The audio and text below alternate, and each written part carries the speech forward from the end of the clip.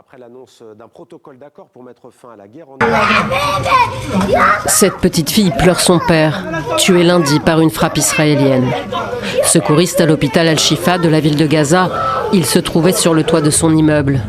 Son fils de 5 ans était avec lui. Il remplissait des bouteilles d'eau pour les gens assoiffés et ils l'ont pris pour cible. Quelques heures plus tôt, Washington et Téhéran annonçaient avoir trouvé un accord de paix. Alors que dans l'enclave palestinienne, la trêve conclue en octobre dernier n'en a que le nom. Gaza a été exclu de toutes les discussions et n'a même pas été évoqué à la table des négociations. La bande de Gaza compte encore plus d'1,5 million de personnes déplacées.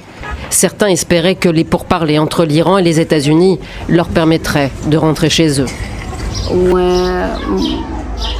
Nous espérions que cet accord mette fin aux souffrances du peuple de Gaza.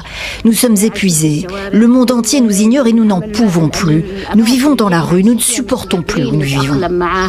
Beaucoup espéraient aussi que l'accord entre Téhéran et Washington accélérerait la mise en œuvre de la deuxième phase du plan de paix élaboré par Donald Trump et qui prévoit notamment la reconstruction de l'enclave, le retrait progressif de l'armée israélienne et le désarmement du Hamas. Mais plus de 80% des Gazaouis n'ont toujours pas accès à l'eau potable.